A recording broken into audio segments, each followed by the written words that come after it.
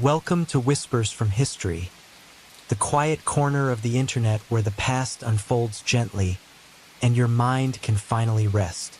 Tonight, we journey to Edo-period Japan, to a quiet home where generations of women tended to daily rituals, seasons whispered through sliding doors, and the pace of life followed the rhythm of tea, thread, and snowfall.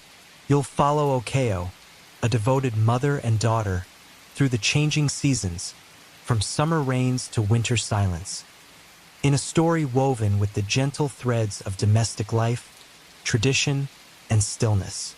So get comfortable, let your thoughts settle, and allow this story to carry you toward rest. And before we begin, if you enjoy calm, immersive history like this, don't forget to like the video and subscribe to the channel. It helps more sleepy minds find their way here.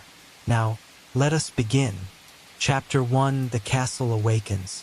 Before the first light of dawn crests the low mist-covered hills, the castle is already beginning to stir. A deep hush lingers over the sprawling grounds, interrupted only by the faint rustle of wind brushing across the tiled rooftops and the distant call of a lone night heron drifting above the moat. The air is cold, the kind of sharp, clean chill that settles heavily on the shoulders of stone walls and seeps gently through the wooden slats of the outer watchtower. Lanterns, dim and flickering, hang at the edge of gates, their flames bowing low in the early morning drafts. Within the confines of this fortified world, walled and ordered like a body turned inward in meditation, life begins not with sound, but with presence. Far beyond the central keep, where the Lord still sleeps within a chamber shielded by fusuma doors and surrounded by silence, the outermost corners of the castle grounds begin their slow awakening. A pair of sentries, armored in layered cotton and lacquered plates, complete the final steps of their night patrol. Their wooden sandals echo softly against the smooth stones as they cross the narrow inner bridge. One carries a lantern, the other a short spear tipped with a gently worn blade, ceremonial perhaps, but still sharp. Neither speaks. They move with ritual efficiency, pausing briefly at checkpoints to bow toward the watchhouse or to glance at the base of the tower where a low brazier still glows with the coals of midnight tea. In the servant quarters, simple rooms tucked within the lower folds of the compound, the earliest risers begin their work in near darkness. A scullery boy, not more than 10, carefully slides open a paper door and steps barefoot onto the veranda, cupping his hands to his mouth and breathing into them. His task is small but sacred: to collect firewood from the courtyard store and light the first flames in the kitchen's sunken hearth. Elsewhere, a pair of older women, heads wrapped in faded indigo cloth, begin laying out towels and warm water in a preparation room where the Lord's attendants will soon arrive to draw his bath. Every motion is careful, quiet, and unhurried, not from laziness but from reverence, as if the castle itself must be woken with care. The architecture, too, seems to stretch slowly awake. The wood groans softly as it warms. Sliding doors shift in their grooves. Tatami mats, tightly woven from rice straw and wrapped in fragrant rush, give slightly under the weight of early footsteps.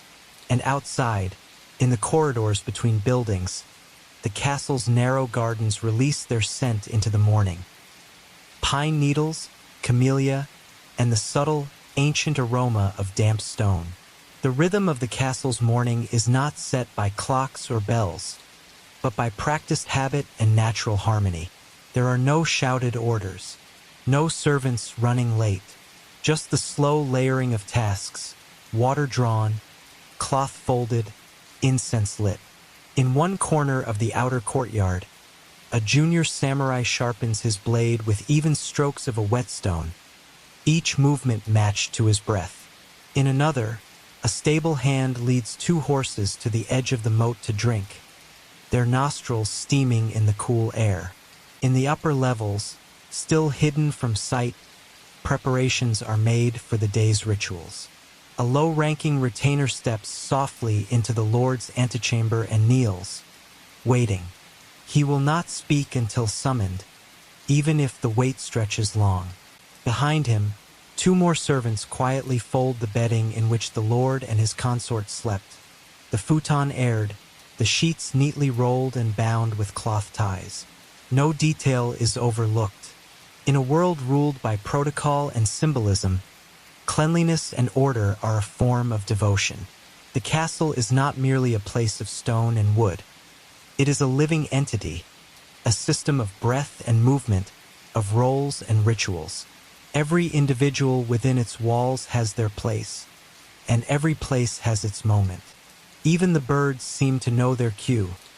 Sparrows begin to sing just as the kitchen fires take hold. The crows arrive as the Lord's personal guard begins their silent changeover. And as the mist begins to lift from the highest tower, the first golden sliver of sun reflects off the lacquered tiles of the inner roof, casting a warm glow across the white-plastered walls. Soon, the sounds will grow. The clatter of bowls, the soft cadence of footsteps in the main hall, the murmured voices of messengers arriving from the gates. But in this moment, this soft, fragile threshold between night and day, the castle exists in perfect balance. It is a world held still, poised in ritual, bound by time not as measured by hours, but by intention. The day has not yet begun, but the awakening has. As the first true rays of sunlight slip past the eastern walls and touch the highest beams of the castle's dungeon, the world within begins to gather quiet momentum. Not a rush, never a rush, but an unfolding, like the petals of a chrysanthemum stirred gently by spring air. The southern gate, rarely opened during the night, slides apart just wide enough to allow a rice merchant and his assistant through. They bow deeply, the brim of the older man's hat trembling slightly as he speaks softly to the gatekeeper. His voice is almost inaudible, respectful in tone. He has brought polished rice, requested the previous evening, and offering as much as a delivery. While the merchant is ushered quietly toward the outer storehouse, the assistant waits behind, eyes lowered. Even simple deliveries are woven into the castle's choreography. Near the servants' wing, warm air from the kitchen begins to drift into the halls. Thin wisps of steam rise through narrow slats in the ceiling as miso soup simmers gently in a heavy iron pot suspended over glowing coals. A cook stirs the broth with a long-handled ladle, tasting carefully, then adjusts the ratio of soybean paste and dried kelp. She moves with ease, her sleeves tied back, her feet perfectly balanced on the wooden floor. Around her, assistants slice pickled daikon and prepare trays of white rice, grilled fish, and tamagoyaki, simple dishes to be served to the lower retainers before their morning duties begin. Bowls are arranged, cloths are folded, and each tray is aligned with precise orientation, not just for utility, but as an expression of care and order. Outside, the castle courtyard slowly fills with the light movements of men and boys dressed in crisp hakama trousers and sleeved gi.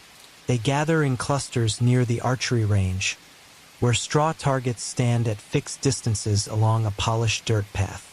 Under the direction of an older instructor, a silent man with a gray-streaked beard and unblinking eyes, the young samurai begin their morning exercises. There are no loud commands, no applause, only the soft swish of arrows cutting air, the thump of impact, the tightening of drawstrings, and the rhythm of breath. Every movement is part of a discipline that centers the mind, preparing not only the body for battle, but the heart for clarity. For many of these young men, this is not training for war, but for stillness, the ability to move without disrupting the world around them. Along the outer gallery of the second level, paper screens slide open with faint wooden sighs. One by one, courtiers begin to emerge, their movements restrained and ceremonial. They bow to one another, exchanging few words, and begin their quiet journey toward the audience hall, where the Lord will later appear. The walk itself is purposeful, not hurried, but deliberate, as if the pacing of the body reflects the balance of the mind. Their silk robes, dyed in subdued earth tones, rustle with each step, blending into the sounds of the wind stirring through pine branches just beyond the walls. At the far western edge of the complex lies the garden, still shaded by the height of the walls and the towering roofs above. Here, a gardener begins his work in absolute silence, crouching to brush fallen leaves from a stone path that leads to a small koi pond. He uses no broom, only a folded cloth in his hand. His breath rises visibly in the morning air as he carefully adjusts the placement of a flat stone near the water's edge. Not because it has shifted, but because the angle of light has changed. To those who pass by later in the day, they may never notice. But to him, it is essential that the world appears as it should, balanced, modest, and alive. Elsewhere, a monk from the nearby temple enters the castle compound through the side gate. His sandals damp from morning dew. He is greeted with a silent bow by the guards and allowed to pass. In his satchel, he carries small paper amulets, already inscribed with blessings and prayers. He will visit the small shrine within the compound, tucked discreetly behind the eastern barracks. There, he will offer his chants, not for spectacle, but for the maintenance of peace and continuity. His voice, quiet and rhythmic, will join the thousands that have whispered through these halls for generations, asking not for fortune, but for harmony. Within the inner residence, attendants begin to enter the Lord's wing. Their steps are practiced nearly soundless on the tatami. One carries a folded kimono for the morning dressing. Another bears a tray with tea prepared from spring water drawn the evening before. In the adjacent room, the Lord's personal guard waits. Not armored, but in formal robes, swords at their sides, eyes forward. Each one was chosen not for strength alone, but for discipline and loyalty. As the first chime from the incense clock echoes through the still air, a small ceramic bell struck by a falling weight, the door to the inner chamber slides open. The Lord steps forward, wrapped in a plain underrobe, his hair tied neatly, his posture erect. His face is calm, unreadable. Behind him, the consort remains within, already beginning her preparations for the women's wing. No words are exchanged. One attendant kneels to present the first robe of the day, while another offers a warm cloth for the face and hands. The ceremony of mourning is not show. It is structure, a way of holding one's place in the world with clarity and grace. Beyond the walls, the village at the castle's base is now alive with the hum of daily life. But within the castle, everything remains measured, neither slow nor fast, but tuned to the rhythm of tradition. This is not the start of chaos, but the continuation of calm. In the stillness of such mornings, the castle does not wake like a man startled from sleep. It unfolds like poetry written in silence, a story told through footsteps, breath, and the soft echo of sandals on ancient wood. As morning deepens and the golden light stretches across the interior walkways, the once muted castle begins to hum with a low and steady rhythm, a rhythm that does not break the silence, but flows beneath it like a river beneath ice.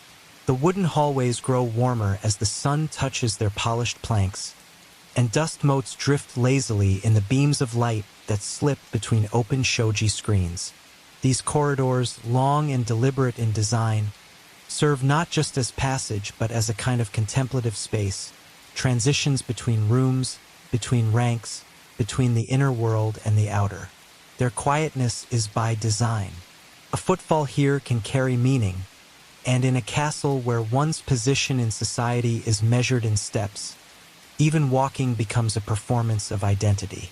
In one such corridor, an elderly calligrapher moves with the help of a slender walking stick. His face is deeply lined, his back slightly bowed, but his movements remain graceful. He carries a lacquered wooden case filled with brushes, inkstones, and fine paper. He is not a warrior, nor a priest, yet he holds a sacred role. He will copy a passage from an ancient poem to be mounted in the main chamber as a form of quiet blessing for the day. When he reaches the writing room, a simple space with sliding walls that open to a view of the inner garden, he kneels, unrolls his mat, and begins his ritual. He grinds the ink slowly, rhythmically, in a circular motion, inhaling the soft scent of soot and pine resin. The moment is deeply personal yet entirely functional. His presence, his words, his brush, all part of the castle's atmosphere of calm discipline. Elsewhere, within the dojo nestled in the east wing, the sound of soft movement begins to fill the space. This is where high-ranking samurai practice their forms, not to display skill or strength, but to maintain control of posture, of breathing, of thought. Clad in dark blue kikuji and gray hakama, the practitioners bow before stepping onto the smooth floor. The air is filled with the scent of cedar and the faint musk of oiled wood. A master stands silently near a rack of training swords, observing. The students move in unison, practicing kata, a choreographed sequence of strikes and defenses passed down for generations. It is not combat, but meditation in motion. The sword, they are taught, is not for rage or pride, but for balance. And balance begins with stillness. Back near the center of the compound, a young page carries a sealed scroll from the administrative quarters to the messenger's gate. His pace is careful, both respectful and efficient. The scroll contains a report, the names of visitors expected that day, notes from the surrounding villages, and requests for rice distribution from a local shrine. The castle is not only a residence or a fortress. It is a governing center, responsible for law, order, and the well-being of the domain. While the daimyo represents power, it is the quiet machinery of paper, stamps, and messages that ensures the castle breathes properly. Dozens of scribes and clerks work in near silence, sitting cross-legged with writing tools arrayed beside them, recording, copying, calculating. Their work is invisible to the public, but essential to the flow of life beyond the walls. In the kitchen's outer chamber, the pace quickens slightly as preparations for the midday meal begin. Rice is rinsed in cold water and set to steam. Seaweed and dried bonito are simmered into broth. Fresh vegetables, burdock, lotus root, and shiitake mushrooms are trimmed with careful hands. A special tray is prepared for the Lord, different from the rest. Lacquered bowls, a ceramic sake flask, and a folded napkin embroidered with his mon. Even in simplicity, presentation is everything. The food is not just nourishment. It is expression, a quiet mirror of the castle's refinement. Above the kitchens, in the second-level galleries, the women of the household are already at their tasks. Some are embroidering by the open windows, their fingers deftly moving silk thread through soft cotton, creating scenes of cranes, waves, or chrysanthemums. Others are arranging seasonal flowers in low ceramic vases, not for decoration alone, but to reflect the impermanence of time. Ikebana, the art of flower arrangement, is as much spiritual as it is visual. Each angle, height, and spacing of stem and leaf communicates something ephemeral, reminding all who see it that beauty is most powerful when it passes. The women speak softly as they work, their voices low, their laughter rare but genuine. They live within a world of layered meaning, where actions are symbols and stillness is a kind of grace. The sun now bathes the inner courtyard in full light, and shadows begin to fall behind the stone lanterns and carefully pruned pines. The koi in the pond stir slowly, their orange and white bodies gliding just below the surface. A temple bell rings in the distance, a low, sonorous tone that vibrates through the air like a breath held and slowly released. This sound, heard almost daily but never ignored, marks the official arrival of the morning's fullness. It is not loud, but it reaches every corner of the castle, and those who hear it pause, not out of obligation, but out of ritual understanding. The day is now truly in motion, and yet, even as duties increase and conversations begin to rise from whispers to soft voices, the castle does not lose its rhythm. It remains grounded, ordered, aware. The high walls do not isolate, but contain, shaping the lives within into a quiet poem of service, tradition, and calm endurance. The awakening is complete. The castle now breathes with quiet purpose. It is alive. As the castle settles fully into the cadence of daylight, the transformation from stillness to structure becomes complete. There is no grand declaration that the morning has passed, no fanfare or bell to herald the moment. Only a gentle shift in tempo. Footsteps are now more frequent along the wooden walkways. Voices, though still soft, carry across open-air corridors. The subtle clicks of wooden sandals blend with the rustling of robes and the occasional distant bark of a dog from the outer grounds. It is the sound of life at work, of order blooming quietly within stone and wood. In the north wing, senior retainers gather for a short consultation. They kneel on floor cushions in a modest chamber, paper screens drawn open to reveal a delicate rock garden beyond. Each retainer bears a scroll, a record of the previous day's tasks, matters of tribute, tax collection, village disputes, trade movement. Their words are measured, their tones respectful, and silences are not filled unnecessarily. One man, older than the rest, speaks more often. His scroll is covered in notes. He was born in the castle and has served under the current lord's father. His presence itself is a lesson, in restraint, in listening, in wisdom that comes not from position, but from time. Meanwhile, in a quieter room nearby, a woman begins to read aloud from an ancient manuscript to a small gathering of younger attendants. Her voice is low and steady, rich with consonants and carefully paced vowels. The tale she reads is from the Heike Monogatari, the chronicle of the Tara and Minamoto clans. It is not told for entertainment, but for continuity, to tie the listeners to a heritage deeper than their own lifetimes. As she speaks, they sit with their hands folded, their backs straight, their eyes respectfully lowered. The story, though filled with conflict, is told in the calmest of tones, a reminder that even within tales of battle, there is always room for reflection, for the quiet sorrow of impermanence. Elsewhere, two artisans work in tandem within a tucked-away chamber used for the maintenance of weapons and armor. One polishes the lacquered surface of a samurai's cuirass, running a cloth in even, circular motions across the curved shell. The other replaces worn silk bindings on the hilt of a short sword, his hands moving without hesitation, like a monk counting beads. The room smells faintly of oil, of cedar, and of cloth warmed by sunlight. The tools they use are few but finely made. No excess, no waste. Only purpose, precise, meditative, and deeply silent.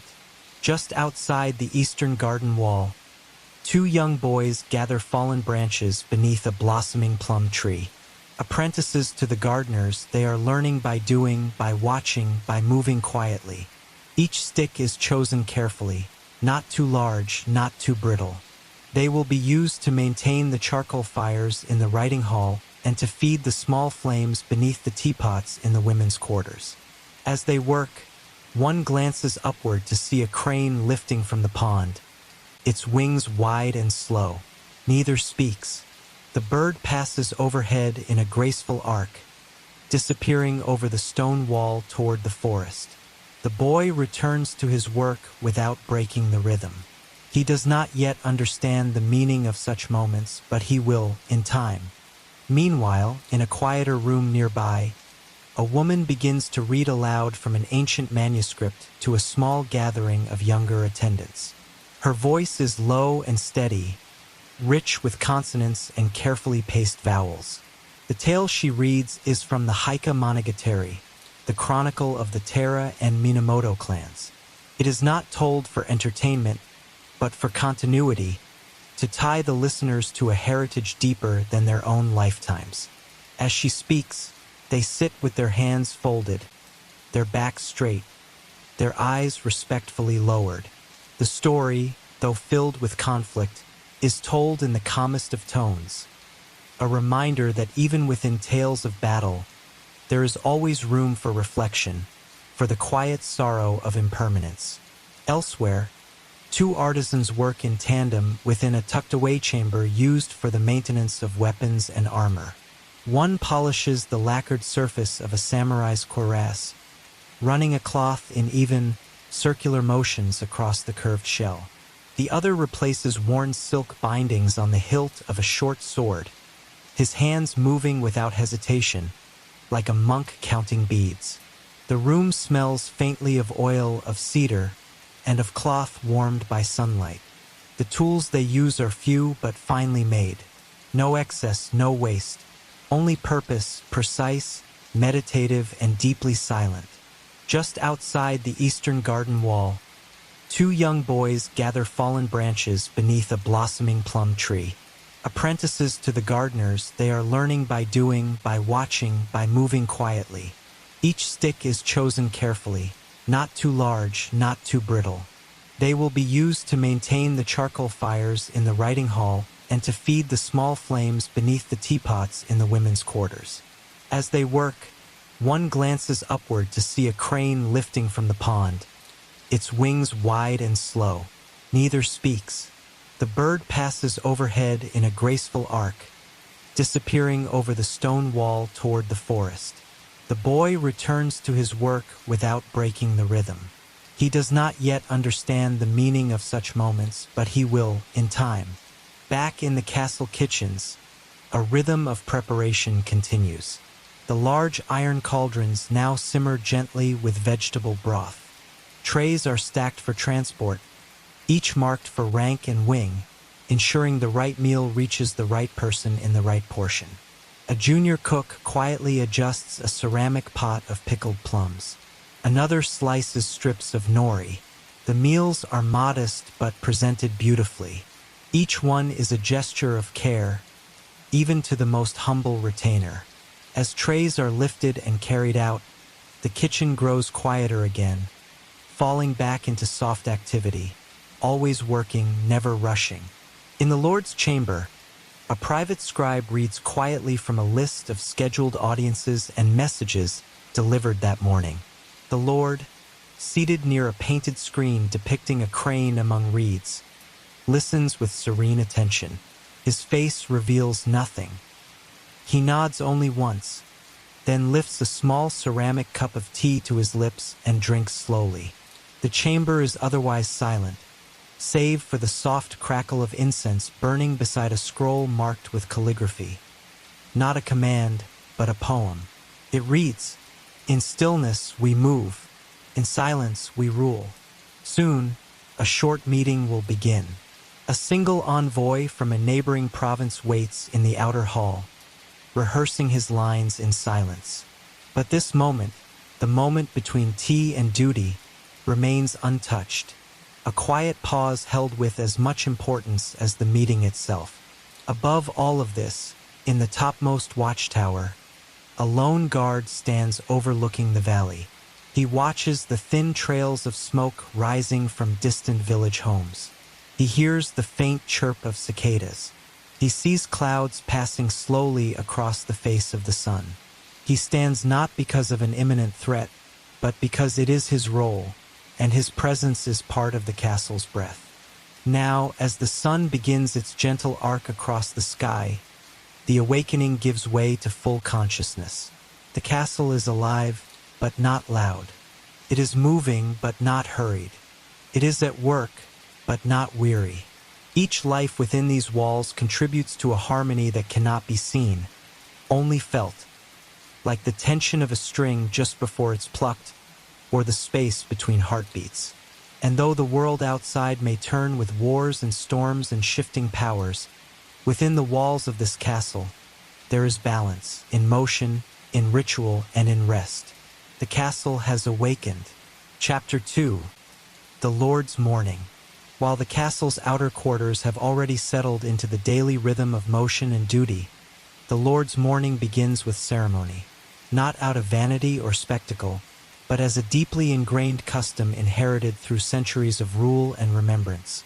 His private residence, nestled at the heart of the keep and separated from the busier wings by winding corridors and modest rock gardens, is quiet, still immersed in shadows that cling to the wooden beams and silk-draped walls. The scent of freshly lit sandalwood incense lingers in the air, curling in soft tendrils near the ceiling, carried by faint currents through the gaps between screens. The chamber itself is not ostentatious. Though he is the ruler of the domain, the Lord sleeps on a simple futon laid over fresh tatami mats, and his belongings are few: a lacquered writing table, a painted screen of cranes in flight, and a wooden rack bearing his ceremonial robes. The room is clean, spare, dignified.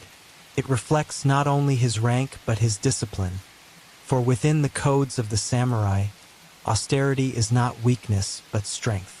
The ability to maintain dignity without display, order without show, this is the measure of character. And character, for the man who leads, is everything. As the morning sun begins to stretch through the latticed windows, golden light gently spills across the floor, illuminating the delicate grain of wood and the fine weaves of woven straw.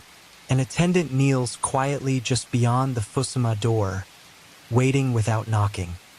He has served the Lord since youth and knows the rhythm of his master's breathing, the soft rustle of cloth that signals waking. He does not speak. Instead, he listens. The stillness is a language in itself. And when he hears the faint sound of shifting fabric, he slides the door open with both hands and bows, his head lowered in greeting. A bowl of warm water and a clean cloth are already prepared. The Lord does not rise abruptly. His motions are measured, as though rehearsed. He sits first, his legs folding beneath him, and gazes for a moment toward the painted screen before accepting the cloth. He wipes his face and hands without rush, then reaches for the cup of tea placed silently beside him. It is genmeika, roasted rice and green tea, warm, aromatic, earthy. He drinks in silence. The tea, the cloth, the silence. These are not luxuries, but rituals, anchors of the mind. The start of the day must not be careless. In a world where leadership is both symbol and sword, the morning must be centered. By the time the Lord dresses, 2 more attendants have entered, their movements choreographed and hushed. His formal robes are carefully lifted from their folded state, shaken once, then laid across his shoulders with reverence. The fabric is smooth, dyed in a deep indigo, adorned only with a family crest in soft white 3 leaves, perfectly arranged in a circular pattern. The crest is not only a mark of lineage, but of responsibility. It reminds him of the generations before who wore the same emblem, who walked the same corridors, who faced the same duties, and who, like him, began each day with intentional restraint. Once dressed, he moves to the inner veranda that overlooks the koi pond. The light there is brighter, filtered through the trees that surround the garden. A low wooden stool is placed for him beneath the open eaves, and a scroll is unrolled before him, not one of governance or taxation, but a poem copied by the castle's calligrapher the day prior. This, too, is part of the morning. The Lord reads in silence. His lips do not move, and his face remains calm, yet within the words his mind sharpens. The poem speaks of mountain mist and the passing of time. It speaks of snow melting into rivers, of strength in stillness, of impermanence. These ideas are not abstract to him, they are his tools. Like a sword is sharpened not only to cut but to reflect, the Lord sharpens his mind each morning not only to decide, but to understand. As the minutes pass, another tray is brought. A light breakfast. Miso soup with tofu and scallion, steamed rice, pickled radish, a grilled river fish, and a slice of tamagoyaki.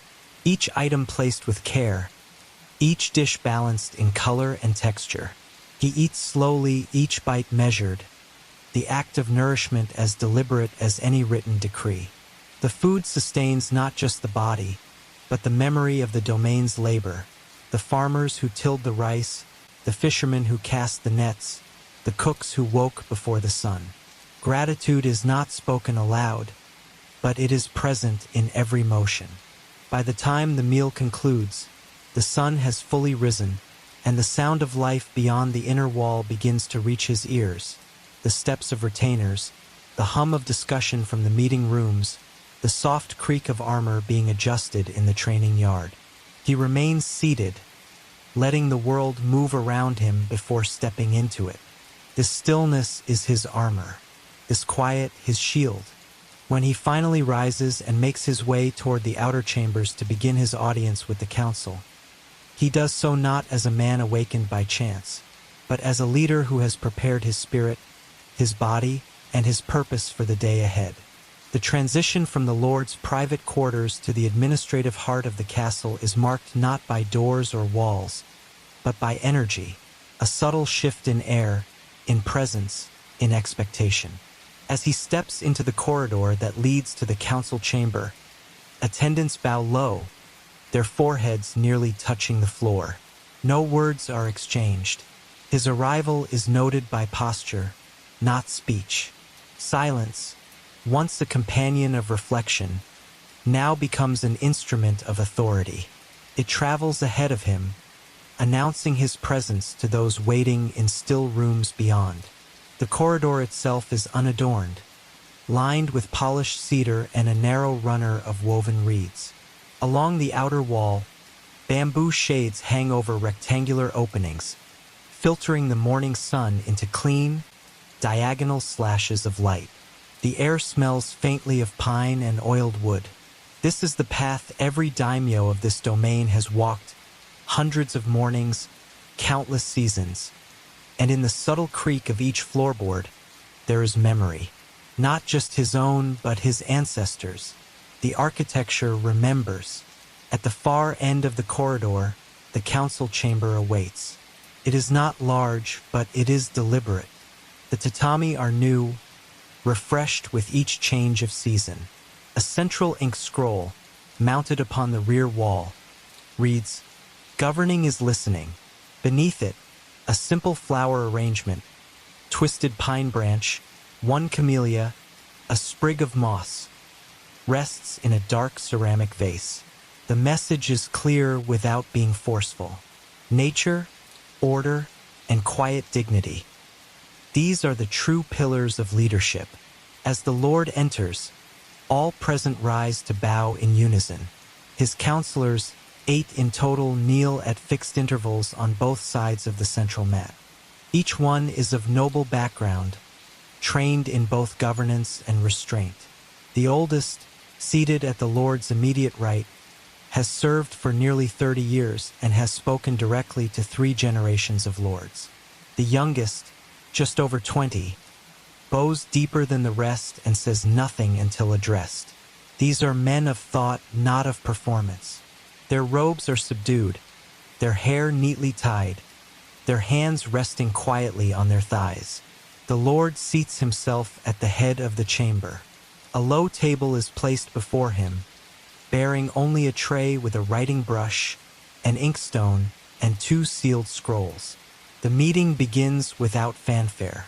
One counselor clears his throat softly, opens the first scroll, and begins to read, a report from the western village near the river crossing.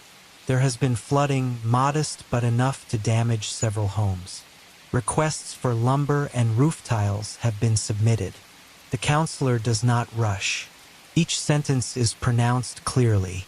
When he finishes, the room falls still. The Lord considers the report in silence. His fingers touch the edge of the writing brush, but he does not lift it.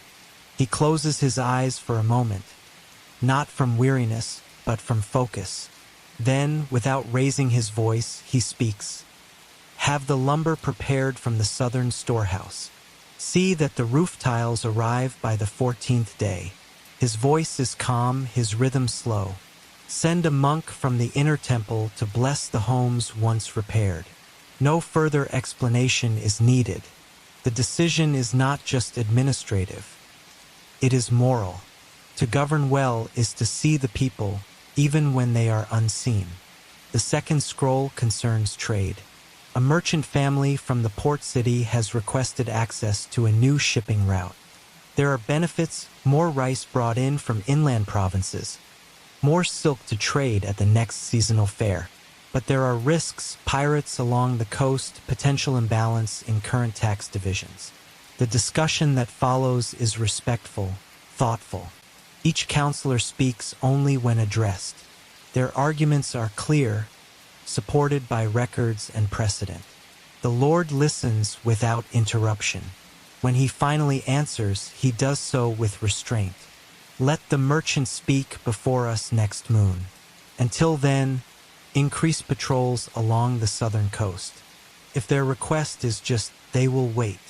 It is a compromise, a pause for clarity. He does not rush into alliances, nor does he shut the door to growth. Like the tea he drinks each morning, he lets situations steep. The meeting continues. Matters of land, of rice storage, of marriages between noble families, all are raised and recorded. Yet despite the weight of these decisions, the room remains composed. There is no shouting, no dismissal, no haste. The rhythm is steady. Each matter is a stone placed in the garden of the day, carefully, quietly, where it belongs. Outside, beyond the lattice windows, birds pass over the rooftops. A wind chime sings softly from the western eaves. And somewhere near the outer wall, a child laughs briefly, quickly hushed by a mother's whisper.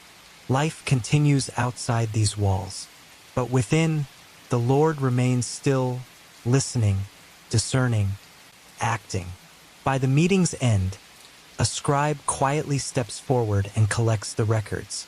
The counselors bow once more and take their leave, back straight, footsteps light. The Lord remains seated for a moment after all have gone. The room is empty now, but it echoes with responsibility. He touches the ink brush at last and writes a single kanji onto clean parchment. Wa Harmony. The page will be hung beside the entrance to the audience chamber, not to instruct others, but to remind himself. The soft clink of the inkstone lid marks the quiet end of deliberation. With the council dispersed, the room returns to stillness, as if exhaling. The Lord remains for a moment longer, gazing not at scrolls or plans, but at the kanji he has just written, Wa Harmony.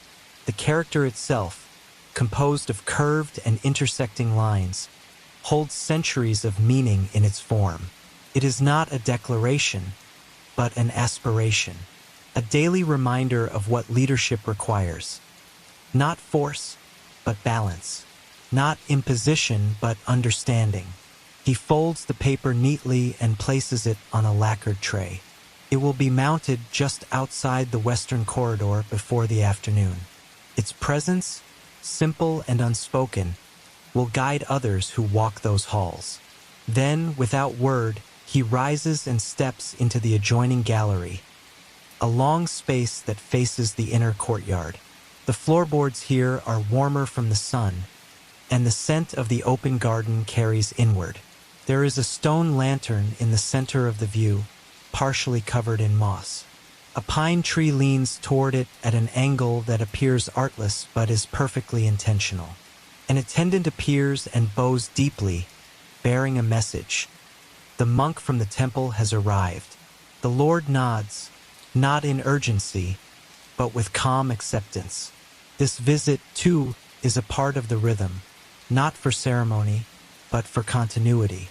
Spiritual counsel in the life of a daimyo is less about confession or doctrine and more about clarity.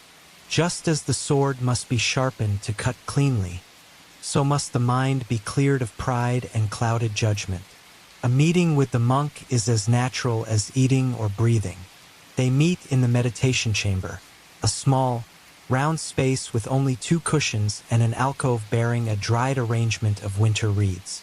The monk, dressed in simple robes of ash gray, bows and sits without formality. He is elderly, but his posture is unbending.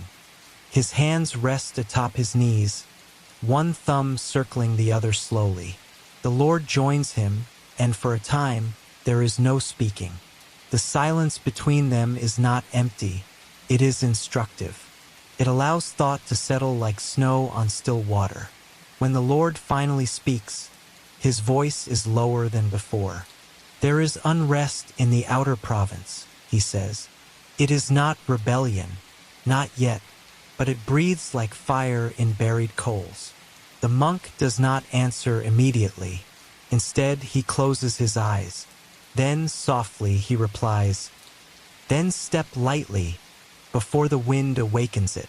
It is not counsel wrapped in strategy, but in natural metaphor, the language of earth and sky that monks have spoken for generations. The Lord does not ask for tactics, he already has them. What he seeks is perspective, and he receives it not as instruction, but as reflection. Their conversation, if it can be called that, lasts no more than 15 minutes. But when the monk bows and takes his leave, the air in the chamber feels changed, not lighter, but clearer.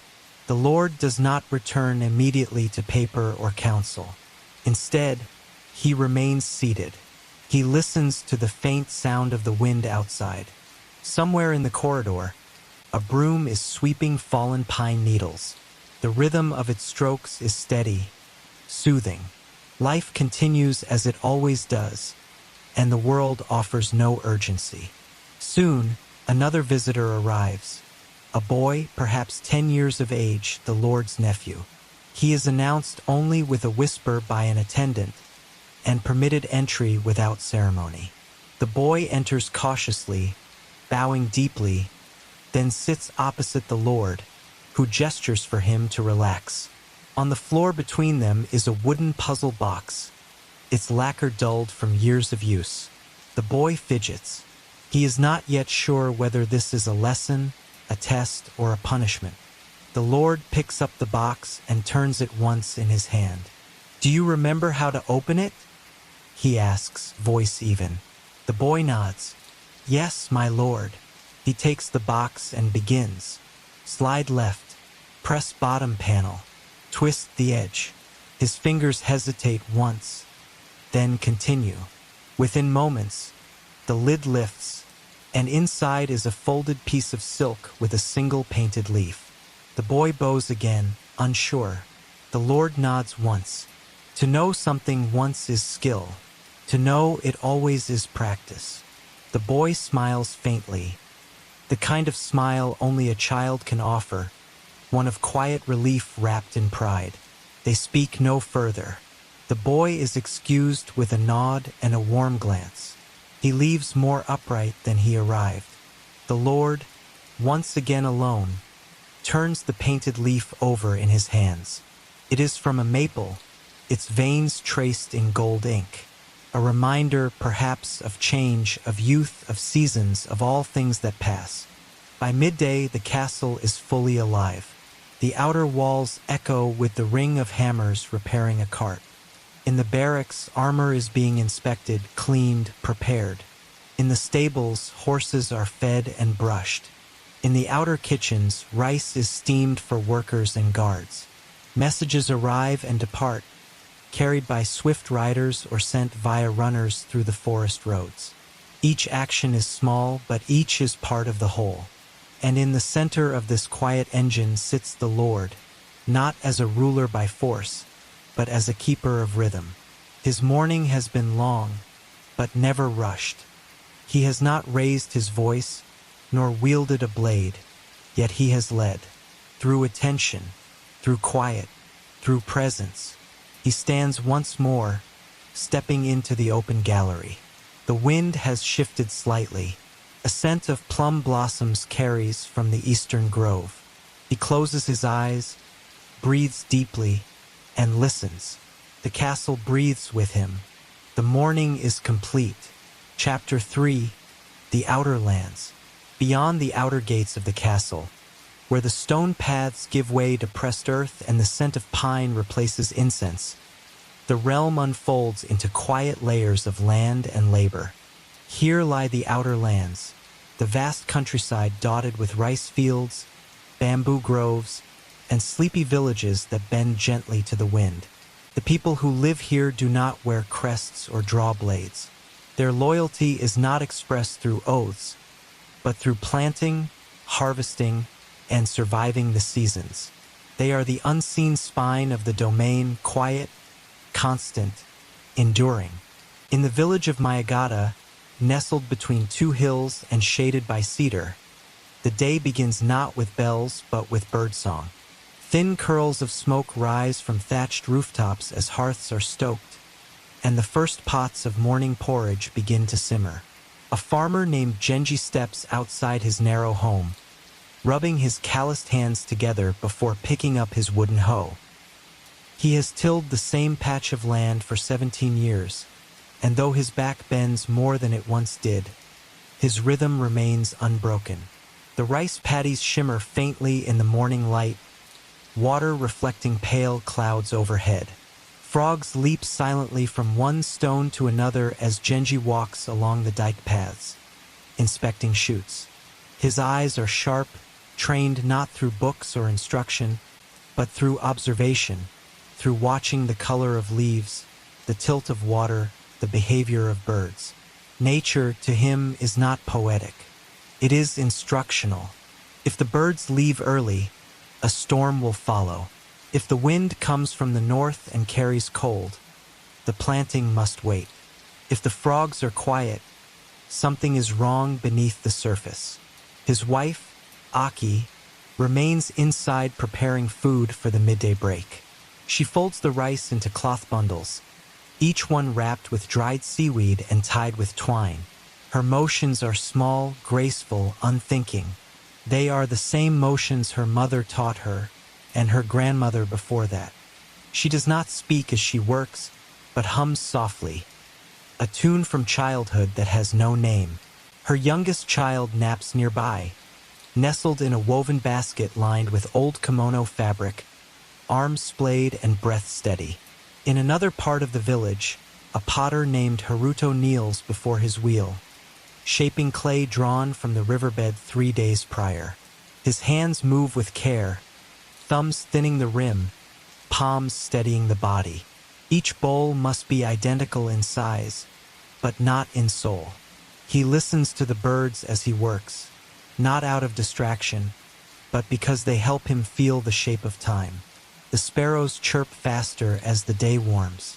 The crows are louder if the wind shifts. The pigeons fall silent before heavy rain. His art is not just in the pottery, but in how he aligns himself with the invisible clock of the land. Children gather near the shrine on the hill by mid-morning, their chores finished, their bare feet dusty. They sit on stone steps, whispering stories passed down by older siblings. Tales of kitsune in the forest, of spirits hiding in bamboo, of a mountain god who steals sandals left out overnight. One child produces a dried gourd and begins tapping a rhythm as others chant a village song. The melody is imperfect, but joyful. There is laughter, a clash of voices, the sound of sticks and clapping. These are not structured lessons, but memory in motion, shaping culture one phrase at a time. At the edge of the woods, an elderly woman named Tomo gathers wild herbs. Her knees creak and her basket leans to one side, but her knowledge is vast. She speaks to each plant aloud as she picks it, not out of superstition, but respect. "You will ease a cough," she says, plucking a stalk of mucilage. "And you will help with fever." She hums as she walks, her voice raspy but sure. Her path is worn, a private trail only she uses, marked by the angle of tree roots and the way moss clings to certain stones. She is not alone in the woods. She is in company. Further out, a fisherman casts his net into a quiet stream that snakes along the forest edge. The net unfurls like a silken fan before sinking gently. He waits, breathing with the water, counting the seconds by the drift of a leaf. When he pulls the net back, it brings 2 small fish and a tangle of weed. Not much, but enough. He will smoke one, salt the other, and carry them home wrapped in bark. The river gives only what it can, no more, no less. There is no anger in this, only understanding. The fisherman does not speak to the water, but he listens. The entire landscape, field, forest, stream, moves without haste. There is no urgency, no shouting, no overseers. Yet everything that happens here builds the strength of the domain. The rice becomes tribute. The pots hold oil and pickled vegetables for winter. The herbs are used by traveling monks. The fish reach the castle kitchens by dusk. The villagers do not see themselves as servants of the Lord, and yet, by simply living in balance, they sustain his rule. Near midday, the distant bell from the castle is heard faintly across the hills, a long, deep chime signaling the hour. Few stop to acknowledge it, but all have heard it. It is not a summons. It is simply part of the rhythm, like the sun, or the birds, or the rustling of leaves in bamboo. The people of the outer lands continue as they are, planting, shaping, gathering, tending, teaching, remembering. They are the breath between decisions, the silence beneath orders, the roots beneath the banners. They are the domain's living foundation. By early afternoon, the sun reaches its apex, casting shorter shadows across the terraced hills and paddies. The heat is not stifling, but the kind that slows breath and calls for stillness.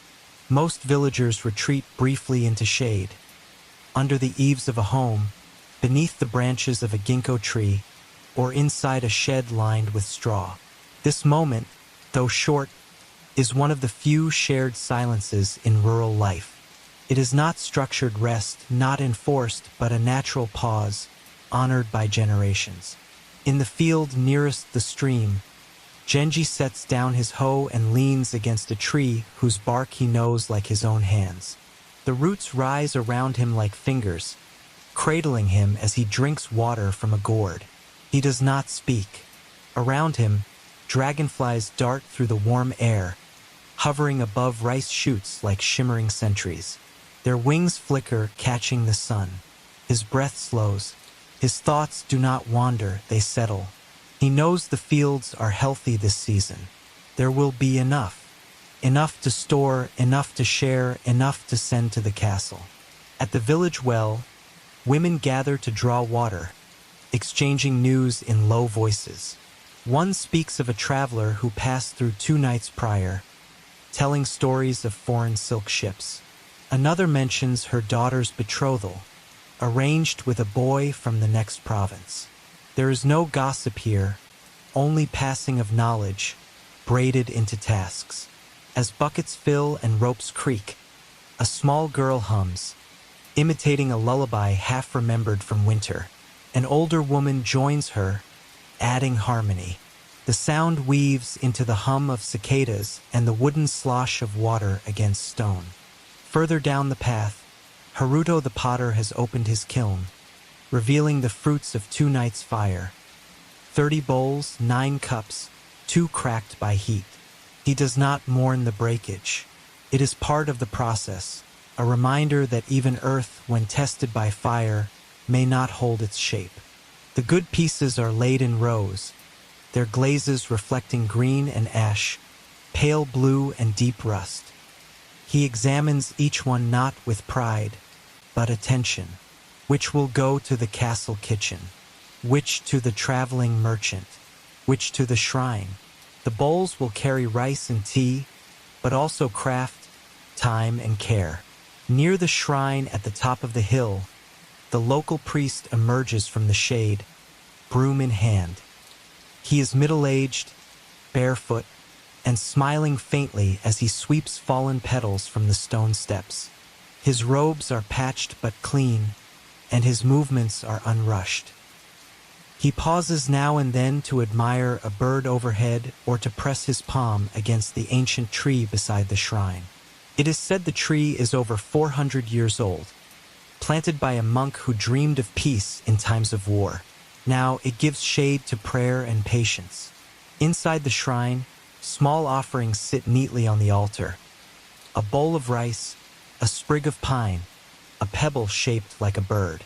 These are not mandated gifts. They are voluntary expressions of gratitude. No one sees who leaves them. No one boasts, but the priest notices. He adds nothing, removes nothing. He only tends the incense and speaks aloud once each day. May balance remain. On the eastern edge of the village, Tomo the herbalist returns with her basket now full. She lays each plant on a woven mat, sorting by texture and smell, not name. Her fingers know which are cooling, which warm, which draw out pain, and which invite sleep. A small boy arrives with a scratch on his hand. She doesn't scold. Instead, she shows him a leaf, chews it gently, and presses it to the wound. "The leaf does the work," she says softly, wrapping it with rice paper. The boy nods solemnly and runs off, believing in her words as if they were magic. The village does not change much from year to year, and this is a source of strength, not sorrow. The people age, children are born, seasons pass. Yet the rhythm continues. What must be done is known. What must be remembered is kept alive not in books, but in action. Festivals come with the moon. Offerings are made at solstice. Songs return in summer, and woven charms hang above doors in winter. Time here is not linear but circular, gently spiraling around the pillars of tradition. As the light begins to soften and the sky warms into gold, the smell of evening meals begins to drift from homes. Fish grilled over charcoal, root vegetables boiled in broth, rice scooped into wooden bowls. There is no rush. Meals are eaten sitting on floors, shared from large trays, fingers moving with care. Fathers speak softly, mothers listen. Children lean against one another, already drowsy. There are no clocks, only the shift in wind and the angle of the light through the doorway. Occasionally, a rider from the castle passes through, delivering a message, checking on tribute, pausing for tea. He is welcomed without fuss, given shade and food, but not crowded. The villagers know their place, not in subservience, but in the quiet mutual understanding between center and border. The castle governs. The village sustains.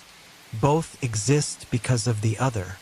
As the stars begin to pierce the sky and the fires are lit near thresholds, the village sinks into rest. The cicadas quiet. The frogs resume their song. Windows close, shutters are drawn, and silence returns. Not emptiness, but rest. Sleep here is not escape. It is renewal. And so, the outer lands sleep, beneath stars and mountains, under the memory of ancestors and the breath of cedar. The people dream not of change, but of continuity. Chapter 4, The Path of the Warrior.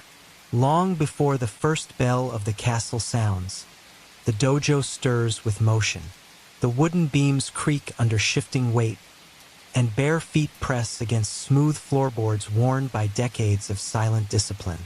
This is not a place of spectacle, but of repetition, of thousands of cuts practiced in silence, of breath matched to blade, of the mind refined as sharply as steel.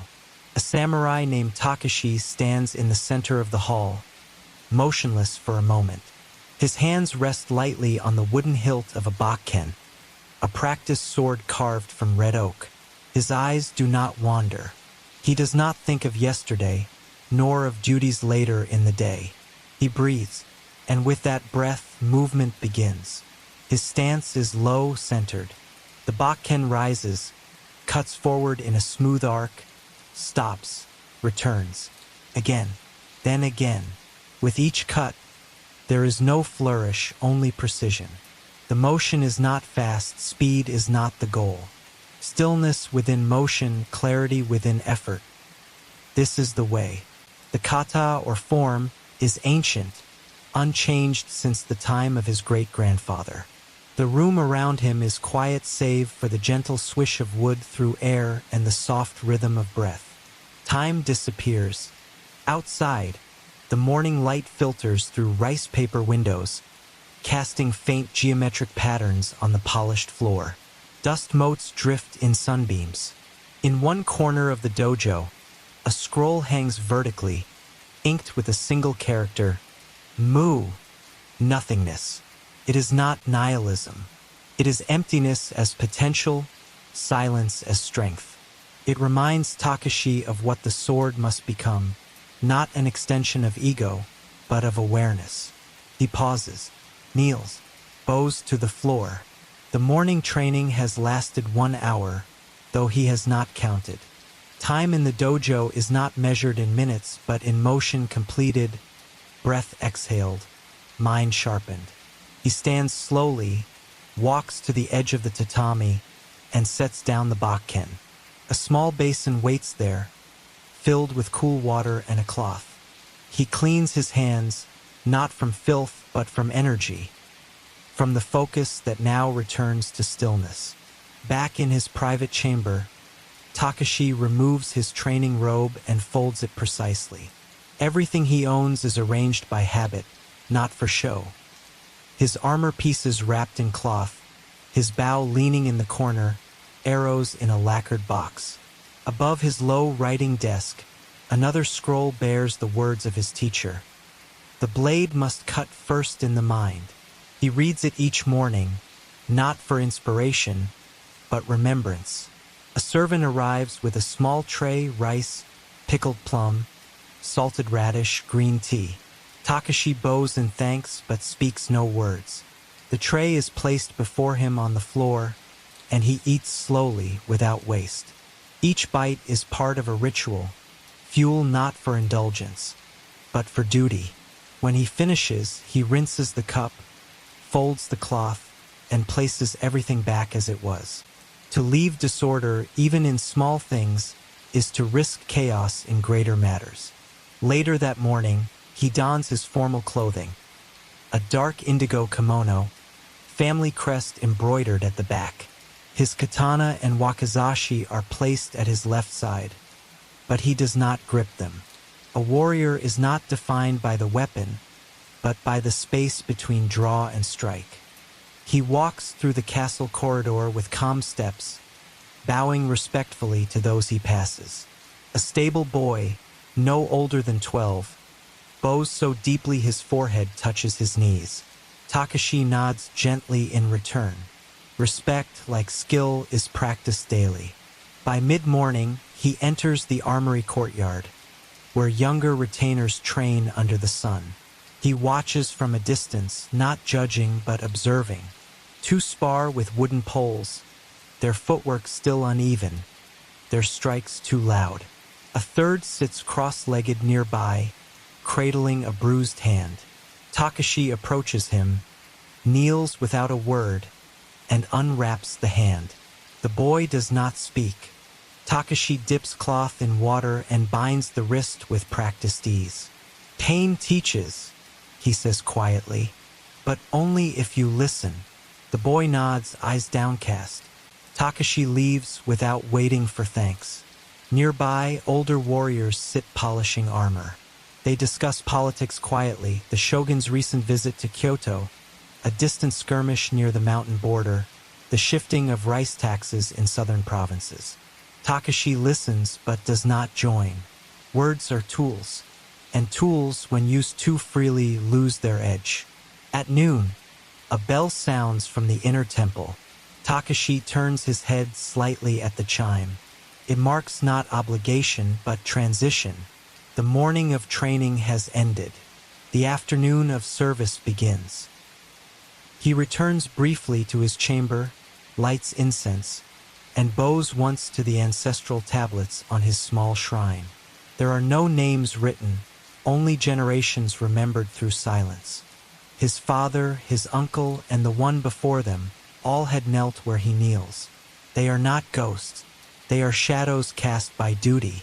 And so, as the scent of cedar and smoke curls upward, Takashi breathes deeply, rises, and prepares to face the world beyond the sword. As the incense fades and the shadows shift subtly across the floor, Takashi gathers his writing kit. A narrow black lacquered box containing a brush, inkstone, and folded parchment. Though his sword is the visible emblem of his station, his pen is no less essential. Much of a samurai's service is not spent in battle, but in record, communication, and quiet counsel. He walks toward the inner hall of records, where scrolls are cataloged and official matters handled. A retainer greets him with a quiet bow and offers a list of matters requiring attention.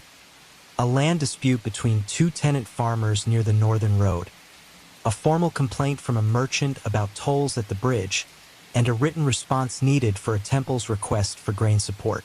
None of these require steel, but all require balance. He kneels before a low writing desk. The ink is ground with calm, circular strokes. He dips his brush, steadies his breath, and writes. His script is sharp and vertical, clean but not ornamental. Every kanji reflects the clarity of his intent. He does not write to impress. He writes to convey order, to restore peace in the smallest fractures of society before they widen. Justice, in a samurai's hand, often arrives in black ink rather than red blood. An hour later, he carries the scrolls to the steward, bows, and leaves without fanfare. His work is not praised, but it is essential. It is like repairing the small cracks in a wall before the structure is compromised. Unseen effort sustains the larger whole. That afternoon, Takashi is summoned to the council chamber, where the Lord will meet briefly with several retainers. As he steps inside, he kneels in the second row, not too close to presume importance, not too far to suggest disinterest. Around him sit other warriors and administrators, each calm, composed, and alert. The conversation concerns rice levies, possible shifts in domain boundaries, and a brewing conflict in a neighboring fief. Takashi speaks only once, when asked, "If the southern border is pressed again, which road do you recommend reinforcing?" He answers without hesitation, "The pass near Mount Taka. Narrow terrain, familiar ground, easy to hold with few men." He does not elaborate. He is not here to display knowledge, only to provide it when called. His contribution is acknowledged with a nod, and the meeting moves on. Later, outside in the bamboo courtyard, he crosses paths with a fellow samurai, Rikamaru, younger by 5 years, more ambitious, and often careless with words. Rikamaru smirks. "Still silent as stone, Takashi? Or have you finally decided to let the ink dry?" His tone is teasing, but edged. Takashi replies evenly, "Even the stone listens before it falls." The words are soft, but the message is clear. Rikamaru shrugs, bows stiffly, and moves on. No duel, no argument. Just tension folded neatly into restraint. The afternoon continues with weapons inspection. The armorer's forge buzzes with quiet purpose. Takashi checks his blades not for beauty but balance. He unsheathes his katana, eyes tracing the hamon, the wavy temper line along the blade's edge. It glimmers faintly in the firelight. He wipes it gently with a cloth and oil, then returns it to its scabbard. The sword is not simply a weapon. It is the manifestation of responsibility. In the late afternoon, he visits the school, where boys of various ages train under a seasoned instructor. He watches quietly as they perform basic stances and footwork. Their posture wavers, arms too stiff or too loose. He notes one boy whose form is better than the rest, but whose gaze is proud. After the lesson, he approaches the child. "Your cut is clean," he says, But your eyes move too quickly. A warrior must see only what matters. The boy bows, surprised but thankful. Praise from Takashi is rare, because it is never wasted. Before the sun sinks, Takashi returns to his quarters. He removes his swords and places them on the rack, then kneels before a small mirror. He examines his face, not out of vanity, but as a reflection of discipline. The eyes must not waver. The jaw must be soft yet firm. The shoulders relaxed. To no one's face is to no one's state. Evening brings a final meditation. He sits cross-legged on a cushion, palms resting atop his thighs, spine straight. The world outside grows quiet. Crickets begin their nightly rhythm. A breeze enters through the narrow window. His thoughts arrive, then pass. He does not force them away. He only watches. A day of service ends not in exhaustion, but in equilibrium. When he lies down to sleep, his swords remain nearby, but untouched. His armor is folded, not out of reach, but out of thought. Tomorrow he will rise again before dawn. He will train, serve, advise, observe, and if called, he will fight, not out of anger, but out of duty. For this is the path of the warrior. Not war, but preparedness. Not pride, but precision. Not vengeance, but balance. And as the candle flickers low, the samurai sleeps not with dreams of conquest, but with the calm silence of a blade at rest. Chapter 5: Seasons of the Temple. Tucked away in the pine-covered hills, far from the hum of village chatter or the clatter of castle gates, the temple complex of Kamiozen sits in profound stillness. Its roofs curve gently like the wings of a resting bird, dark tiles cool with morning dew. Moss climbs ancient stones, and wind rustles softly through bamboo, carrying the scent of incense and cedar. The monks who live here rise before the sun, their world guided not by the demands of war or politics, but by breath, discipline, and unwavering quiet. Their lives are measured not in hours, but in chants, in cycles of the moon, in the flow of water down stone gutters. Every gesture here is practiced, simple, and purposeful. In the main zendo, the meditation hall, shadows stretch long across tatami mats. Monks in plain robes file in silently, each bowing once before taking their place on low cushions arranged in perfect rows. No one speaks. The only sound is the faint tapping of the hon, a wooden board struck with a mallet, marking the beginning of zazen. A senior monk named Ryoun kneels at the front. His face is weathered but serene, the creases around his eyes suggesting both years of sun and many quiet smiles. He rings a bell once. The sound ripples outward, hangs in the air, and disappears into stillness. Meditation begins. No commands are given. No corrections are shouted. Each monk breathes in, out, and watches their thoughts rise and fall like leaves on a stream. Outside, the mountain mists drift through stone lanterns, cloaking the world in soft gray. Birds call softly in the distance, their songs rounded and slow. In the garden, raked gravel patterns remain undisturbed from the night before, not because no one walks there, but because everyone remembers where not to step. After 49 minutes, a second bell rings. The monks rise slowly, bow once more, and file out just as they entered. Ryoun remains behind, still kneeling. His mind is quiet, not empty but aligned. Meditation is not a retreat from thought, but a return to awareness. He inhales once more, stands, and leaves through the north door, where the kitchen steam already begins to rise.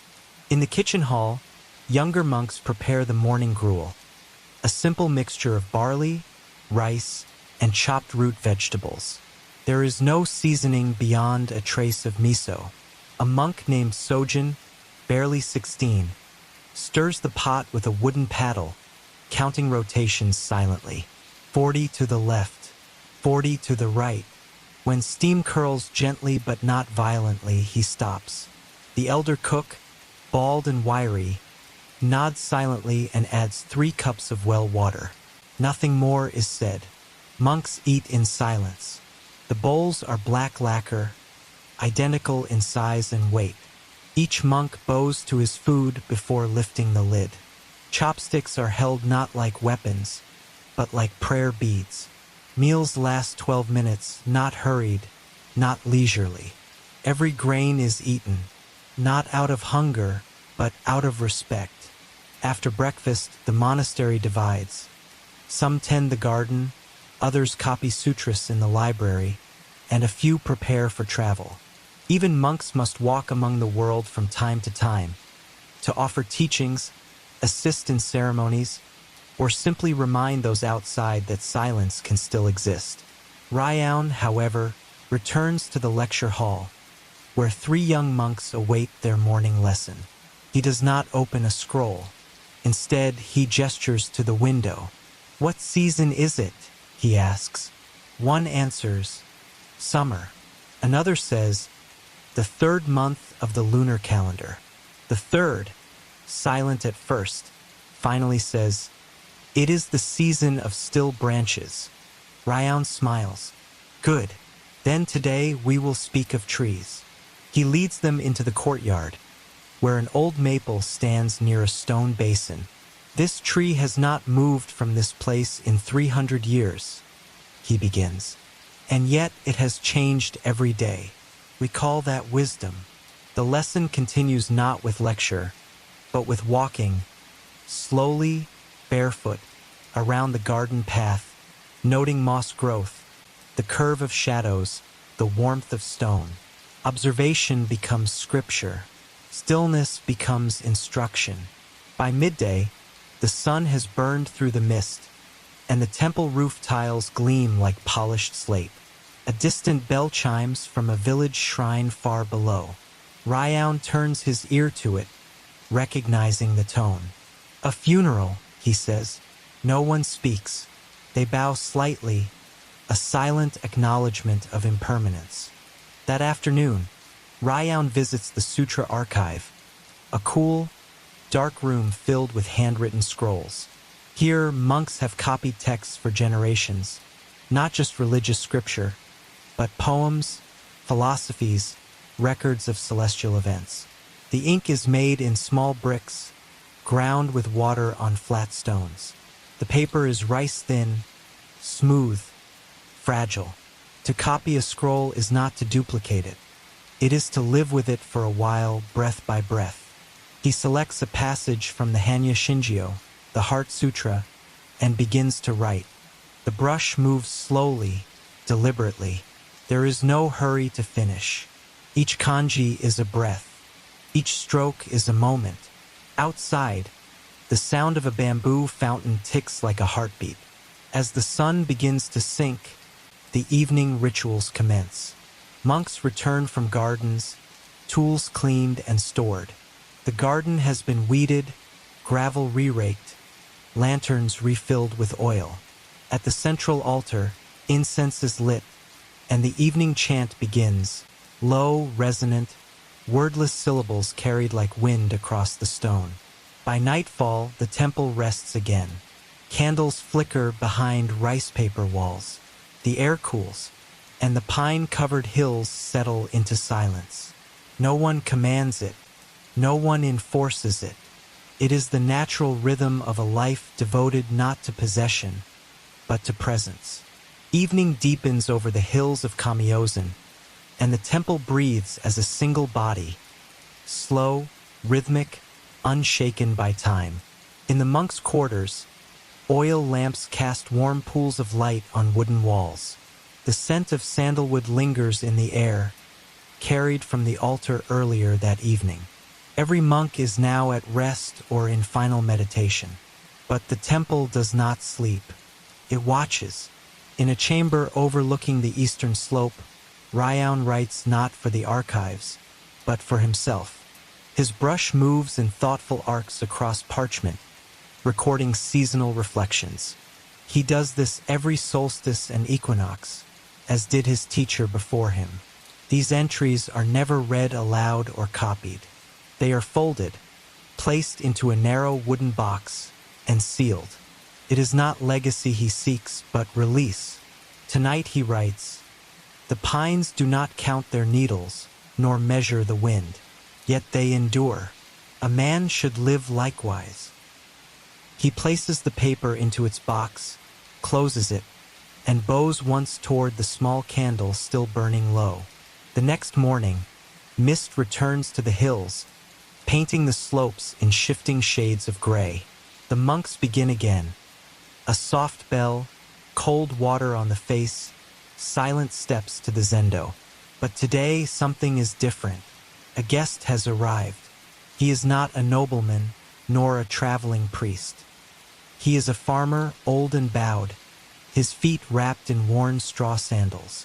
He is greeted by Sojin, the young monk who stirs the kitchen gruel. The man bows deeply and offers a cloth-wrapped bundle. Inside, dried persimmons, a handful of rice crackers, and a small, folded letter. He speaks softly, hesitantly, "For Ryan-sama, from my son." Sojin bows in return and leads the man to a bench outside the kitchen, offering tea.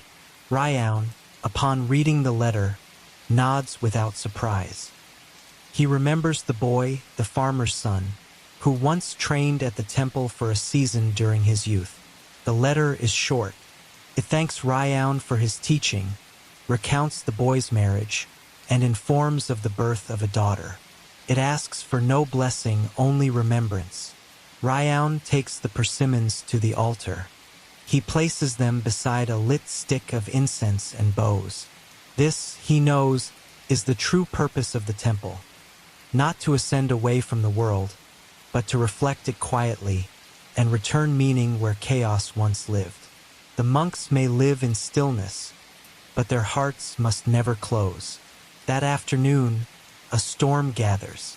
The sky darkens early, and wind drives through the pine trees like distant drums. Monks secure shutters, check water channels, and place weights on roof tiles where needed. No panic, only preparation. The rain comes in sheets, tapping against the tiled eaves like fingers on a drum. Ryan walks the covered corridor alone, staff in hand, robes trailing behind like flowing ink. He pauses near the bell pavilion, where rainwater pools and runs down into stone drains. The great bell, normally rung only on full moons and the new year, looms quiet, but Ryan touches its base gently. Not to ring it, but to listen. In the storm's rhythm, he hears not fury, but teaching. Even the sky, he muses, must empty itself. He closes his eyes. Rain strikes the courtyard in rhythmic waves, splashing against stones and bamboo, drenching the moss. It is wild, and it is still beautiful. The next morning is crystal clear. The world is washed clean, leaves glistening, roof tiles steaming under the new sun. The monks emerge with fresh energy, sweeping away debris, shaking out wet cloths, resetting the garden stones. Ryan leads a short recitation from a seasonal hymn, then pauses and asks a rare question. "What did the storm teach you?" One answers, "To prepare without fear." Another, "That destruction makes space for clarity." Sojin, last to speak, says, "That even silence has a sound when interrupted." Ryan smiles. Then it was a good storm. Later that week, the temple gates are open to villagers. Once each season, the community gathers for Taisho, an open-air Dharma talk. Families arrive on foot from nearby hamlets, some dressed in plain traveling robes, others in straw hats and wooden sandals. Children carry bundles of flowers. Elderly women hold prayer beads. Young men bring rice to donate. The temple becomes, for one day, a place of gathering. Ryan stands before the central garden under the great cypress tree. He does not speak from a scroll. His talk is quiet, like water over stone. He tells the story of a monk who planted a seed and waited 5 years before it sprouted. Then he speaks of pine cones, how they open only after fire. No sermons, no commands, just images left to echo. Afterwards, villagers offer rice, sake, and vegetables. The monks bow in thanks. Sojin leads a group of children in raking part of the gravel garden. They laugh as they imitate the monks' careful patterns, only to be gently corrected. No one scolds. No one raises a voice. The temple teaches most when it does not try to teach at all. At sunset, the villagers begin their descent down the hillside, baskets full of blessings, some carrying small scrolls gifted by the monks. Short verses about the moon, the wind, the impermanence of things. Inside the temple, Ryan sits once more at his writing desk. He does not write a sermon. Instead, he copies a single phrase from his own teacher's scroll. To live in silence is not to be without words. It is to speak only what matters. He places down the brush. The ink fades on the parchment, and above the mountains the moon rises. Chapter 6. The Lives of the Village. Nestled at the foot of forested hills, the village of Takamura lives by the sun, the seasons, and the soil. There are no high walls here, no banners fluttering with crests of noble families. Only thatched roofs, winding dirt paths, and the quiet cadence of everyday labor. Time does not rush. It flows. The villagers measure life not in years, but in plantings and harvests, in rains and frost, in the depth of the river and the sound of frogs returning in spring. At first light, the roosters call from bamboo cages. Smoke curls from the roof holes of the cookhouses, where miso soup simmers in iron pots and rice is steamed in wooden boxes. Children stir from their futons with tangled hair, rubbing their eyes as mothers tie back their sleeves and wrap headscarves to begin the day's work. In these early hours before heat or worry, the village is soft and golden, bathed in dew, scented with firewood and earth. Old Haru, the village elder, walks the narrow lane toward the shrine, carrying a wooden staff worn smooth from decades of use. His gait is slow, not from weakness but from rhythm. He stops at every doorway, nodding a silent blessing. By the time he reaches the shrine, the sun has just kissed the tops of the trees. He bows twice, claps twice, and offers a handful of rice to the fox god Inari, patron of the harvest. No words are spoken. The gods know the prayer. Let the crops grow. Let the winds be kind. Let the river stay steady. Further out, in the terraced fields, the farmers begin their toil. Bent at the waist, their hands are quick and knowing. They transplant rice seedlings with practiced care, mud squelching beneath their feet. The water reflects the sky in broken ripples, clouds passing over mirror-like pools, stirred by the motion of work. Here, everyone labors. Men, women, children old enough to carry a bundle of straw. No one is idle, but no one is hurried either. They speak in murmurs, mostly of weather, of planting rhythms, of rumors from the nearby castle town. In the distance, bells ring from the small temple that overlooks the fields. The sound floats down through trees, carried by wind. It marks not an hour, but a moment, a pause for breath, a reminder of impermanence. The monks above watch the valley not as lords, but as witnesses. In the afternoon, as the sun lifts toward its peak, the village air grows thick with warmth and the smell of earth. Crickets hum low beneath the floorboards, and bees move from blossom to blossom in the vegetable gardens. Most villagers now retreat into the shade of their homes or work beneath the eaves, weaving baskets or mending tools. Even the dogs nap. Inside one of the larger homes, Oba Yui, the oldest woman in the village, tends to a tray of pickled plums. They glisten ruby red beneath the open window, laid out in perfect rows on woven bamboo. She turns each one carefully, humming an old lullaby that her grandmother once sang. Her hands are thin, sinewy, and precise. A lifetime of repetition has made the work as natural as breath. She whispers, "These will help through the winter." Though no one is near enough to hear, beside her, a child sleeps with his head on folded arms, his cheeks flushed with heat. A cicada clicks loudly outside, but he does not stir. Further uphill, a carpenter named Daigoro shapes cedar planks for a new grain storehouse. His plane glides along the wood with soft, steady rhythm. S-H-H, S-H, S-H-H, and curls of fragrant shavings fall to the ground like autumn leaves. He is a quiet man with strong arms and kind eyes, and though he rarely speaks, he knows the age of every tree within a half-day's walk. "A house lasts a generation," he once said. "A tree 3, so he builds slowly with reverence." Today he is joined by his apprentice, a boy of 12, who watches closely, hands covered in sap. Daigoro does not explain. He demonstrates, and the boy follows. Nearby, the village children have returned from the stream, where they spent the morning catching frogs and watching dragonflies skim the water. They sit now on the sun-warmed porch of the shrine, barefoot and damp, sharing pieces of roasted sweet potato and daring each other to knock on the sacred bell, though none ever do. They speak in hushed tones of ghosts in the forest, of foxes that steal sandals, and of travelers seen on the road. Their world is small but alive with story.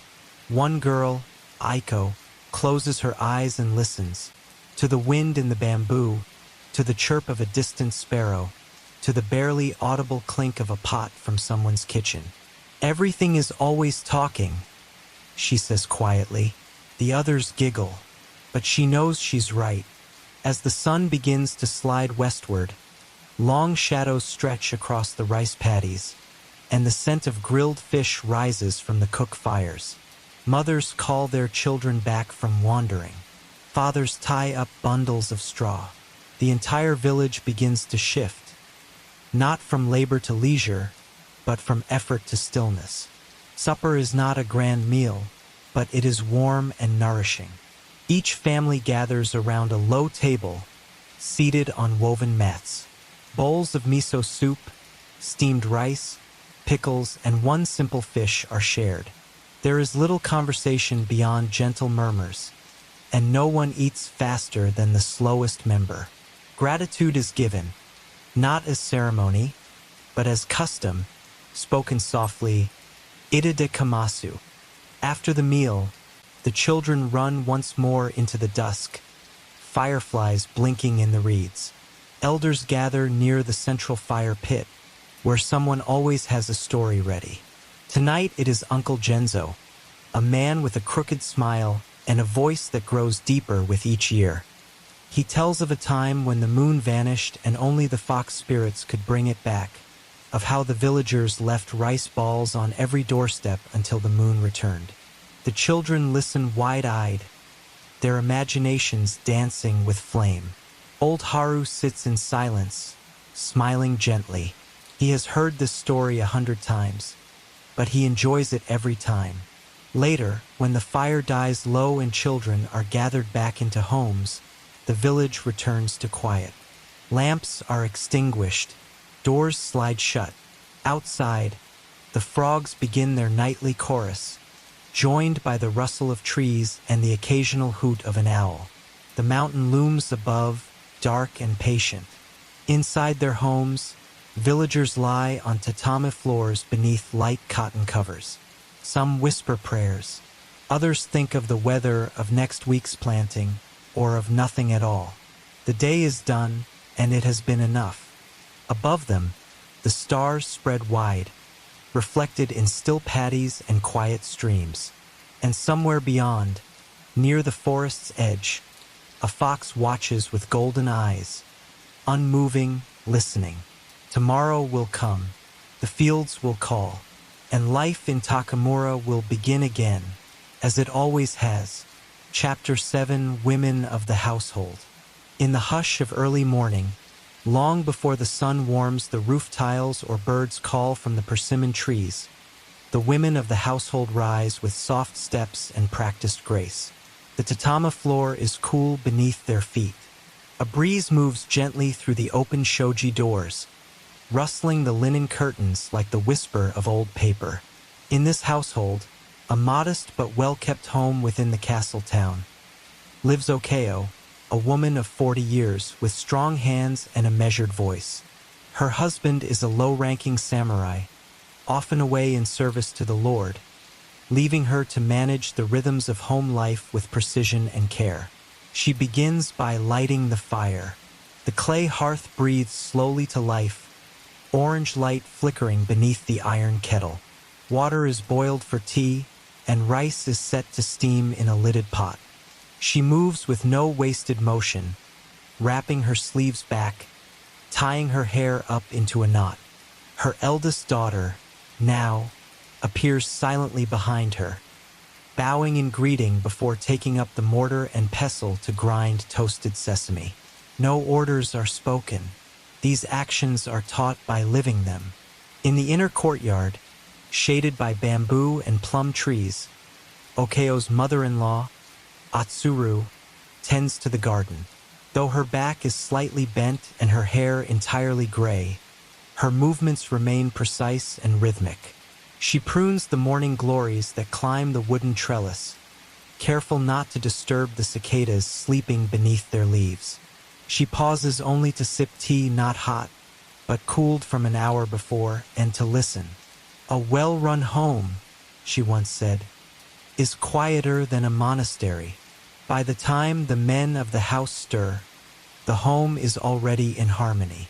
Rice is served with pickled daikon and miso soup. No one speaks loudly at the table. Meals are a moment of stillness. Afterwards, the men depart to the castle to trade to the road, and the house is left to the women. But this is no idle domain. Within the walls, a small world flourishes. Mid-morning is reserved for the tasks that define the rhythm of the home. Okayo oversees the washing of garments, gently scrubbing cloth in water drawn from the courtyard well. The garments are not many, just enough, and each one has meaning. The husband's work robe, a child's festival kimono, a morning sash folded at the bottom of the chest. Sunlight warms the cloth as it hangs from the bamboo line, and the scent of soaproot drifts through the garden. Inside, now helps Atsuru with herbal preparations. In a quiet corner of the storehouse, dried ginger, licorice root, and yuzu peel are sorted into small cloth pouches. These will be used for tea, for fever remedies, for calming nerves before winter. Some are traded discreetly with other households. Others are kept for the family's private use. Atsuru hums a folk song from her girlhood in Kyoto. Now, brushing powder from her hands, repeats the last line back in rhythm. This, too, is education.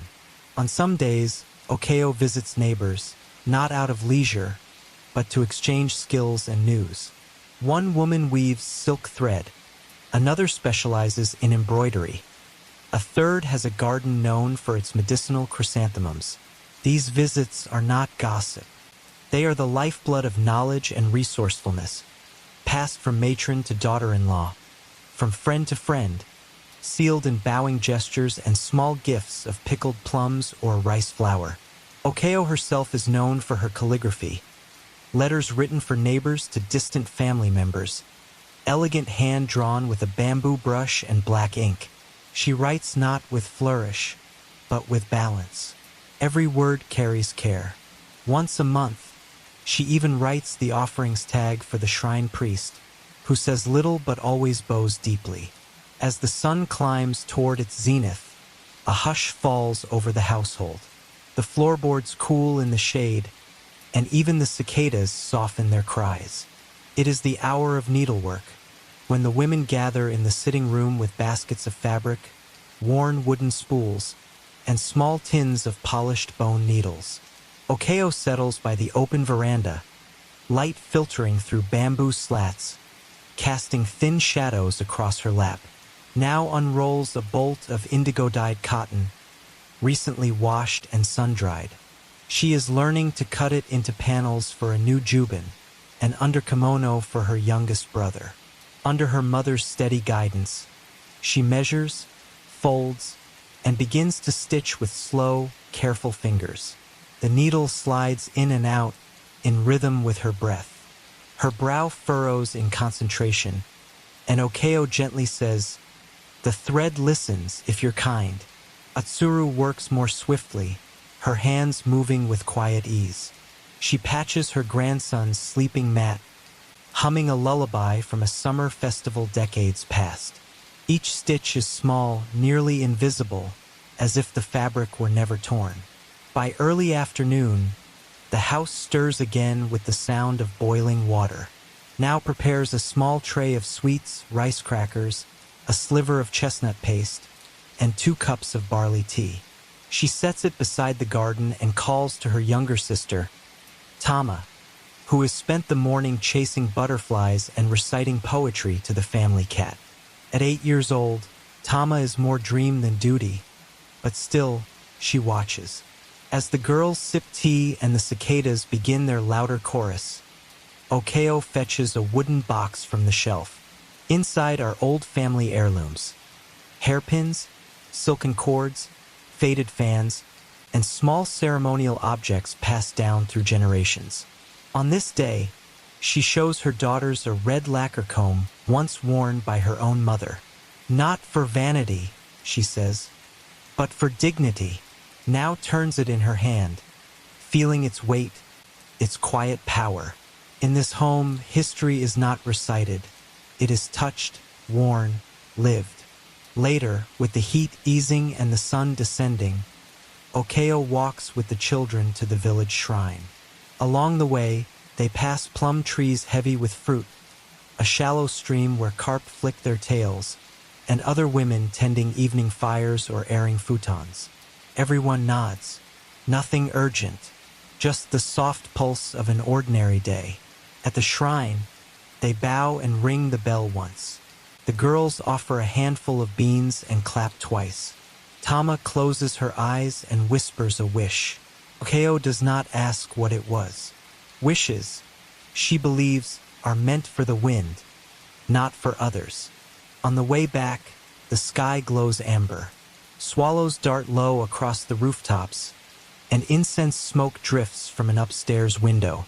The scent of grilled miso and daikon fills the street. Inside the house, Atsuru has begun the meal. Miso soup with tofu, sweet egg omelet, and steamed rice topped with sesame. Simple, nourishing, honored. The meal is quiet. As always, they say itadakamasu before lifting a single chopstick. Conversation is not forbidden, but it is rare. Instead, the family listens. To the sound of Tama chewing thoughtfully, to the kettle refilling cups, to the distant bell that signals nightfall at the temple. Afterwards, Okayo gathers the dishes, now helps wipe down the table. Atsuru returns to her mat, combing her long gray hair as she does every evening, counting each stroke in her mind. It is not vanity but ceremony, an offering to time itself. In the stillness before bed, the women gather once more, this time around a candle. The house glows with dim light, casting shadows that dance along the wooden beams. Okayo reads a passage from a small book of seasonal verses, then folds it closed. Tonight's poem is about the wind, and how it carries away worry like ash. Now listens with closed eyes.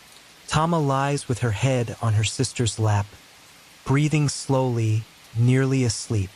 Atsuru smiles. "Even the wind bows to a house that is in harmony," she says. As the candle burns lower and the frogs begin their chorus outside, the house dims further, not into silence, but into peace. Sliding doors close with a whisper. The tatami is cool. Sleep comes not as escape, but as return. Chapter 8. rituals, and seasons. The year in the village is not divided by calendar months or official festivals alone, but by rituals woven into the rhythm of life, shaped by nature's shifting moods. Every sound, every scent, every color in the air signals a change, a quiet turning of the wheel. For the people of this land, the seasons are not background. They are living deities, each with their own temperament, their own needs, and their own blessings. In early spring, when plum blossoms begin to bloom and the snow melts from the mountains, preparations begin for Haru no Seku, the festival of renewal. Families hang sprigs of plum on their doors to ward off sickness. Children are bathed in water scented with yuzu and salt. Okayo gathers the first wild herbs of the year from the base of the hill, bittercress, mugwort, and shepherd's purse, and uses them in a simple rice porridge shared by the whole household. This meal is eaten slowly, in silence, each bite a small prayer to health. Before the shrine, she offers a handful of fresh greens, bows twice, and whispers, "Let us pass through the year untouched by plague." By summer, the days grow heavy with warmth. Cicadas cry loud from the trees, and the air hums with life. In these months, the rituals are louder, more communal, filled with color and fire. On the night of Obon, lanterns are lit in front of every home. Small altars are cleaned, incense is burned, and trays of fruit and rice are laid out for the ancestors. In Okayo's household, she prepares red bean sweets and places them near her late father's wooden memorial tablet. She and her daughters kneel quietly, hands together, eyes closed. For a brief moment, the house seems fuller, as if unseen guests have returned. That evening, the village gathers by the river for the Toro Nagashi, the floating lantern ceremony. Okayo, Nao, and Tama each release a small lantern into the water, its flickering light drifting into the dark. The current carries their offerings away, tiny stars on a black mirror. No one speaks, only the sound of water, wind, and memory. As autumn arrives, the air shifts, first subtly, then suddenly. The breeze carries the scent of drying leaves and distant smoke. Morning mist settles gently over the thatched rooftops, and the sound of insects changes from a chorus to a single solitary chirp. This is the time of Tsukimi, the moon viewing festival. On the night of the full harvest moon, the family gathers quietly on the veranda, where Okayo has arranged a small display of seasonal offerings. Pampas grass in a tall vase, round white rice dumplings stacked like little moons, and a tray of freshly harvested taro. No drums, no music, only stillness and awe. Tama rests her chin on her knees, staring upward in wonder. Now leans gently on her mother's shoulder. The moon above is round and yellow, bright enough to cast shadows. Okayo closes her eyes for a moment and breathes deeply. "The same moon our ancestors saw," she says softly, "and the same one our daughters will see." In late autumn, leaves fall like rust-colored rain, and preparations for winter begin. Pickles are made in heavy ceramic jars. Daikon radishes are hung from rafters to dry, and the woodpile is stacked higher each day. The house smells of smoke, vinegar, and rice bran. One of the most beloved rituals in this season is the making of nukazuke, fermented rice bran pickles. Okayo stirs the pickling bed every morning with her hands, sensing its temperature, checking the scent. She adds salt, water, and pieces of kombu to balance it. "A good pickle speaks with a quiet voice," she tells Nao. "Not loud, not sour, just content." As winter approaches, the days shorten. The hearth becomes the heart of the home. On some evenings, Okayo reads aloud from old scrolls of seasonal poetry. On others, Atsuru tells folktales about snow spirits and mountain gods who demand offerings of rice cakes and oranges. The new year is the most sacred time of all. For 3 days, no work is done. The house is cleaned thoroughly on the final day of the old year, from rooftop to floorboards, to sweep away bad fortune and make space for blessings. Okayo hangs a shimenawa, a sacred rope, over the entrance. It is braided with rice straw, adorned with fern leaves, and sprinkled with salt. It says to the gods, "This home is ready for your visit." On the first morning of the year, the family gathers in fresh kimono, facing east, and bows to the rising sun. No loud celebrations, only deep breath, quiet hope.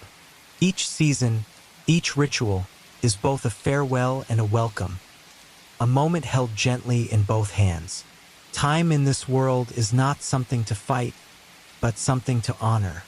And as the year turns once more, so does the life of the household, with care, with reverence, with grace. Chapter 9. Winter Inside the Walls. In the deepest days of winter, when snow covers the paths and even the river sleeps under a crust of ice, life within the castle town draws inward.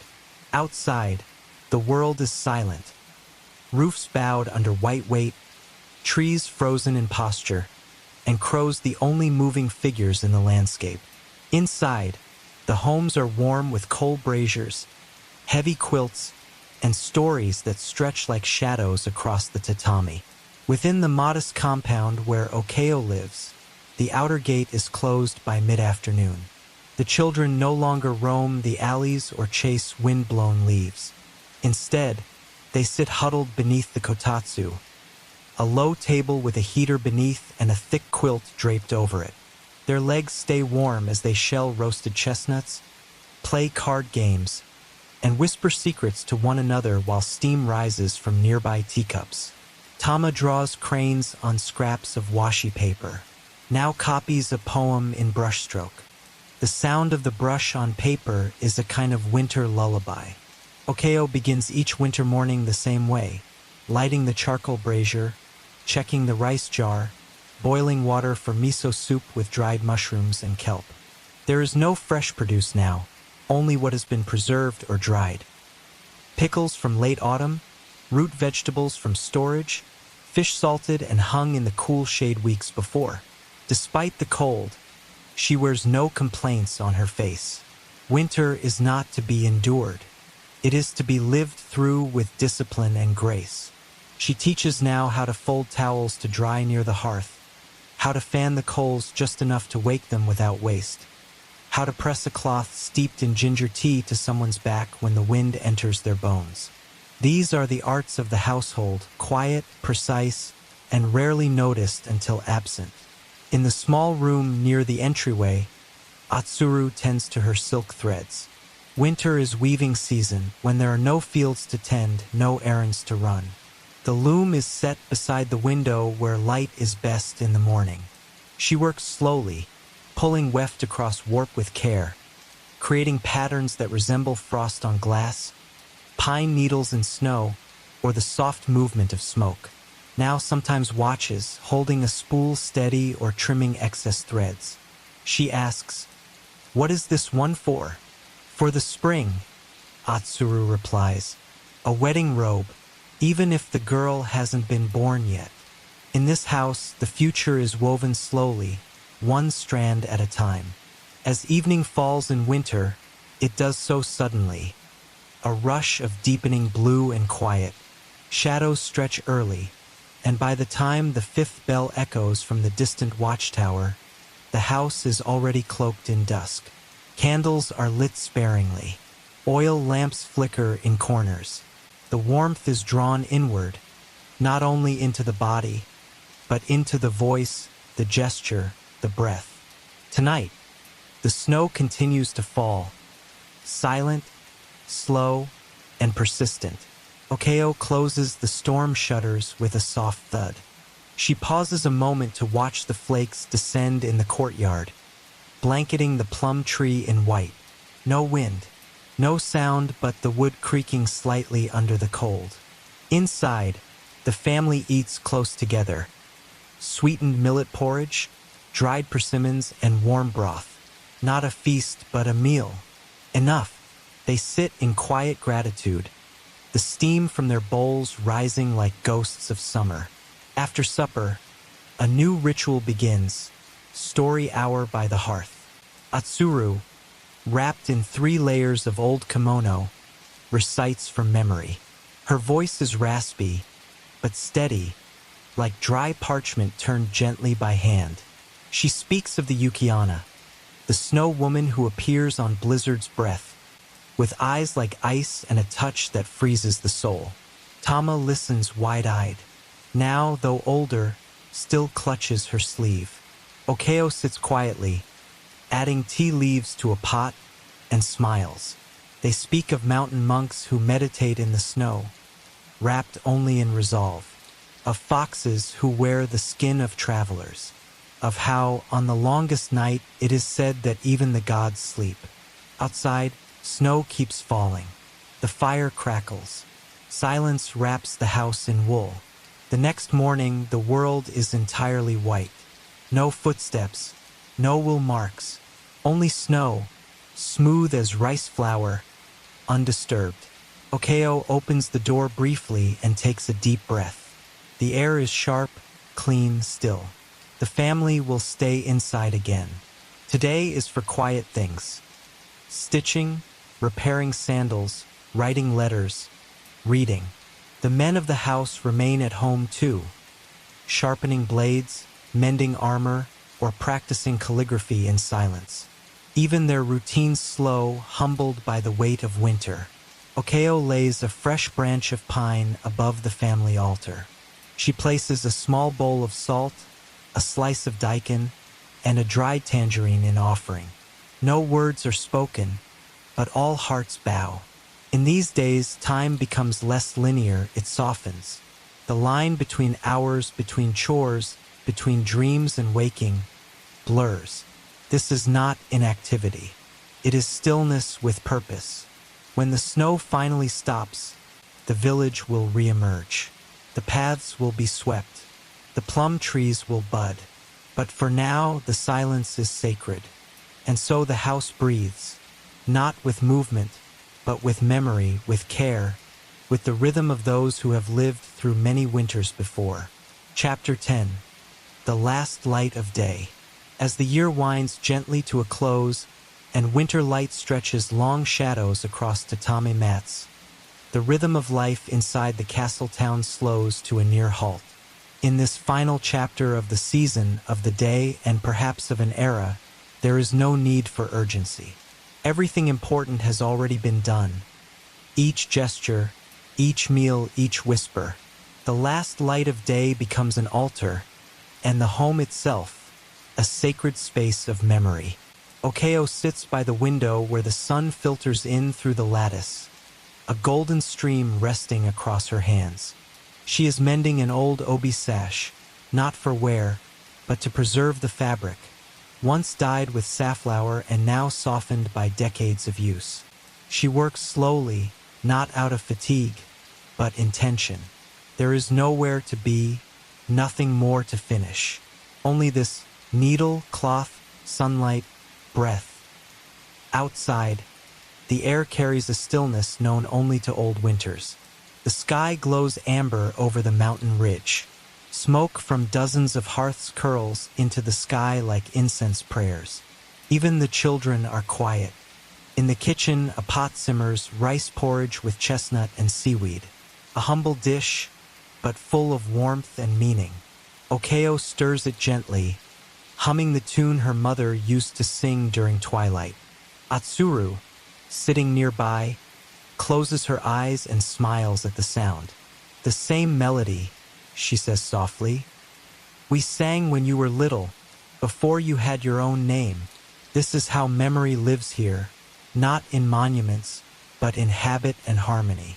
Now and Thomas sit by the hearth, brushing dust from old paper lanterns stored since last year's festival. They are quiet, but not because they are bored. They, too, feel the hush of this hour, a time not for words, but for reflection. The glow from the coals reflects in their eyes. For a moment, no one moves. The candle is lit. The candle flickers, Its flame dances gently in the quiet room, throwing long, soft shadows across the floor. Okayo watches the light as she pours the evening tea barley, roasted and bitter, and sets each cup with careful fingers. One for herself, one for Atsuru, one for each daughter. She does not speak. She does not need to. In this house, silence is its own kind of language, and these moments, between the last chores and the coming night, are understood as sacred. Beyond the shoji screens, the light outside begins to fade, folding itself into indigo. The village is still. No bells, no dogs. Even the wind holds its breath. The women sip tea slowly. Atsuru smiles with her eyes closed. Tama leans into her sister, heavy with drowsiness. The fire pops quietly in the hearth, reminding them that warmth still lives here, tucked inside wood and care. The walls of the house feel older now, not worn but wise. Every plank and paper screen carries the echo of footsteps, laughter, lullabies, and prayers whispered in secret. This is not simply a structure of timber and clay. It is a memory that breathes. Okayo reaches for her writing box. She opens it with reverence, revealing a brush, an inkstone, and a folded sheet of washi paper. With slow, precise movements, she grinds the ink, the stone groaning softly in the stillness, then begins to write. Not a letter, not a poem, just a quiet thought offered to the evening. In this house, the world turns gently. In this home, nothing is lost. When she finishes, she folds the paper and sets it by the altar. Atsuru nods in approval. A house that remembers, she says, will never be lonely. As darkness settles fully and the stars take their places in the sky, the house retreats into its final rituals of the day. Futons are unrolled. The brazier is checked. The candle is extinguished. Breath slows. Words fade. Tama curls under the quilt, already half asleep. Now follows, resting one hand across her sister's shoulder. Okayo remains seated for a few moments more, watching them with a quiet heart. She listens, not for danger, nor for news, but for something softer. The sound of rest, of a home at peace. The night holds them gently, as the old stories said it would. Outside, snow falls again, but inside the house is warm, and the last light of day lingers. And now, as our story draws to a close, and the quiet of the past settles around you like a warm blanket, I hope this gentle journey through history brought you a moment of peace. If this helped you relax, or maybe even drift off to sleep, don't forget to subscribe to the channel and leave a like. It means more than you know, and it helps us keep sharing these calm, thoughtful stories from the pages of the past. Thank you for listening. Sleep well, and we'll see you in the next one. Crescent Moon.